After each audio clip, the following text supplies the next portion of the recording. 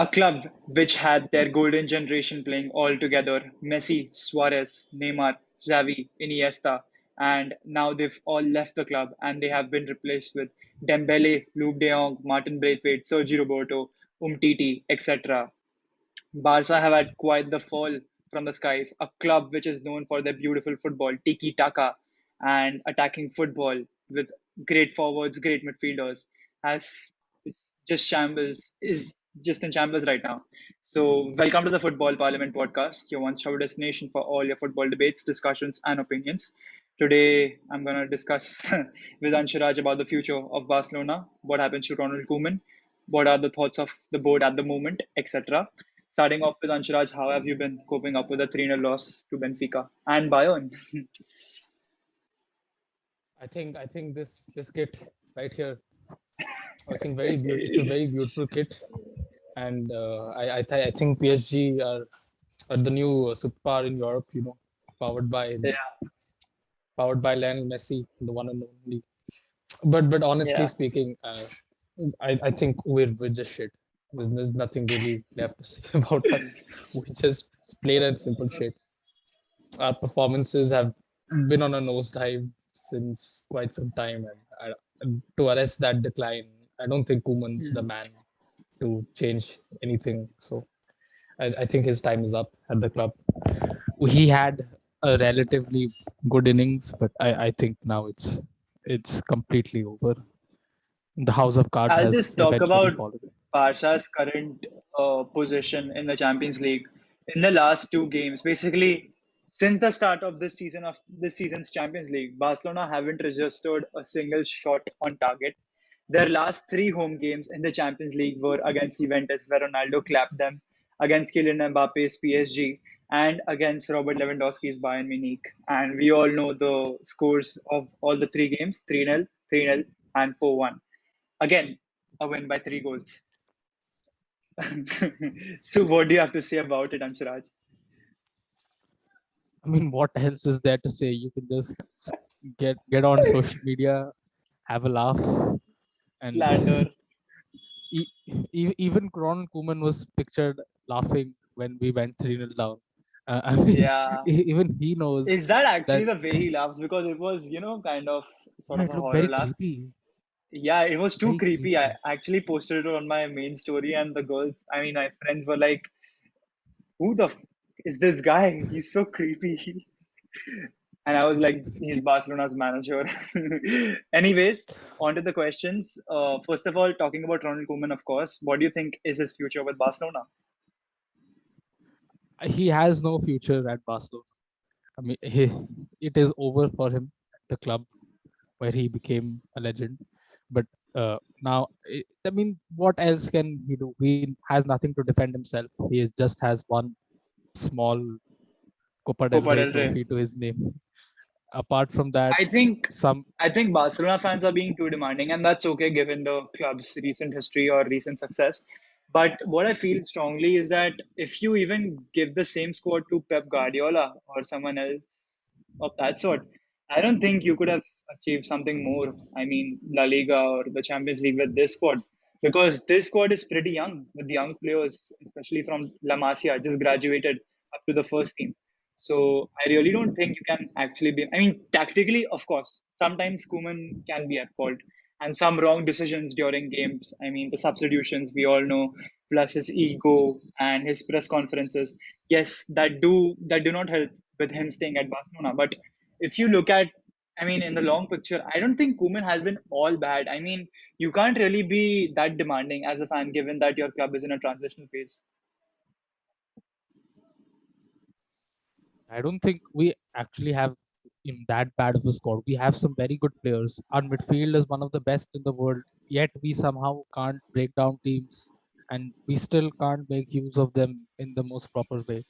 I think that is where Koeman's lack of tactical affluency really comes into show, because he's in yesterday's match against Benfica. Uh, he took off PK in the 33rd minute. I think it was because he had some injury, or I think he was also on a yellow as well. So he took him off. Then he brought on Gavi. So a lot of He's a fans midfielder, right? expect, yeah, Gavi's a midfielder. So I think so. Most of us expected that he's going to shift to a more attacking game Yeah, because we were 1-0 down and we needed to yeah, score immediately to salvage any sort of points. But what he did sure. was he dropped Frankie De Jong back into the defense. We were started with Yeah, the I back mean, three, so even he when Messi dropped. and Griezmann were in the squad, I think last season also De Jong also was in that defensive area to support the team, right? This happened last Yeah, season yeah. as well when And Barcelona just started off with ironically, the 3-5-2. Frankie was our most creative player yesterday in those first 30 minutes. He dropped our most creative player into the back three. So I don't know what was the thinking behind that. We could have honestly played a black back four against Benfica. I mean, it's Benfica. Why are we playing a back five against Benfica in the first place? I don't Yeah, understand the rationale behind that. Some these decisions I just don't make any sense. Even against Bayern, the setup was too defensive. We barely did anything on the offense. We had like zero shots on target, and this is for two games in a row. Even against Benfica, we couldn't register a shot on target. Like there is some serious problems in his tactical plans. If you can't even register a shot on target against Benfica, I mean, like yeah. it's honestly very disappointing to see like how But have Anshiraj, given the quality of their attackers, I mean, it is pretty obvious you lost Messi, you lost Griezmann, and you just got in Luke De Jong, who's pretty slow. I'm pretty sure I'm faster than Luke De Jong. yeah. I mean, but that was the signing which Koeman wanted. Koeman brought in Luke De Jong. He wanted Luke De Jong to play as his striker. So again, I don't know what was the point of signing Luke De Jong. He offers I literally mean, nothing to that I attack. didn't know this part where Koeman wanted Luke De Jong, but if that was the reason, because you wanted a striker, I mean, you do realize that Memphis Depay in 2018-19 season played as a striker for Lyon, and Griezmann also can play as a striker, although his natural position is as a second striker or the one who will create for the team. But I mean, after Messi's departure, I think Griezmann should have stepped up. He didn't, but you just cannot sell him. I mean, of course, Griezmann hasn't had those great performances as he used to, but he's still Antoine Griezmann. He's I say, a superstar, and these superstars can perform anytime. So that's the thing with Barcelona. I just don't understand. You lost Messi and Griezmann at the same window, and you just get in Luke De Jong. Doesn't really make much sense. Also, on to the next question. If this Barcelona side was fully fit with Aguero and a lot of players who are missing, Dembele, etc., do you think Benfica wouldn't have beaten Barca? See, it depends on how we set up and how we play on that day. Yesterday, the setup was wrong. The players we Hmm. chose was wrong. I don't know why was Mingueza dropped for Roberto yesterday. Mingueza had a good run of games in the team and was playing pretty well. Yeah. But then suddenly, as soon as Roberto got fit, Koeman dropped Mingueza for Roberto, and Hmm. some very dodgy decisions. But I mean, a bad coach can take you to the very bad depths, and even if you have the best squad in the world, a very bad coach will take you somewhere where you don't want to be. So yesterday, some of the goals were a bit scuffy. Two, uh, two of them were very weird, were penalties. So Yeah. could have been prevented if we didn't make those individual errors. But I mean, that's again has to do with the quality of players we have in the defense, and that is something which we have not really focused on. So ultimately, it is our fault at the end. So What's next for Barcelona? I mean, if you sack Koeman, who comes in? I mean, Javi doesn't really have that experience to actually manage a club like Barca. So, what are your thoughts? Who's next? at this point, we could either go two ways: either look for a results-oriented manager, or we Hmm. just set out on a completely new rebuild because we don't really have anything to lose from here. Hmm. We've hit rock bottom. Rock bottom. There's Yeah. yeah. So from here we can only go upwards. So either we go for a results-oriented coach to ensure that we are still relatively competitive, or we embark on a rebuild with the full backing of the board, something which Hmm. Koeman has not really gotten from Laporta.